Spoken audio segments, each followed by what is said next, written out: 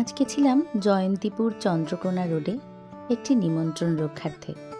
ফেরার পথে নেমে পড়লাম পণ্ডিত ঈশ্বরচন্দ্র বিদ্যাসাগরের জন্মস্থান বীরসিংহ গ্রামে। এখানকার পরিবেশ ছিল অদ্ভুত সুন্দর, এক মায়াবী, যা দেখে সাধারণ মানুষের, যারা একটু লেখালেখি সাহিত্য জগতের সঙ্গে যুক্ত আছেন, তাদের চোখ যেন জুড়িয়ে যাবে। পণ্ডিত ঈশ্বরচন্দ্র বিদ্যাসাগরকে জানাই আমার সশ্রদ্ধ প্রণাম।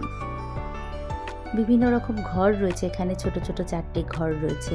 সেখানে ছোট ছোট করে বিদ্যাসাগরের রেপ্লিকা বানানো রয়েছে, যেখানে দেখানো হয়েছে বিদ্যাসাগর কীভাবে তার জীবদ্দশায় আমাদের সকলের জন্য, সকলের সুন্দর ভবিষ্যতের জন্য লড়াই করে গেছেন, লড়েছেন বিধবা বিবাহের জন্য, কিভাবে তিনি ছোট থেকে অতি কষ্টের মাধ্যমে পড়াশোনা শিখেছেন।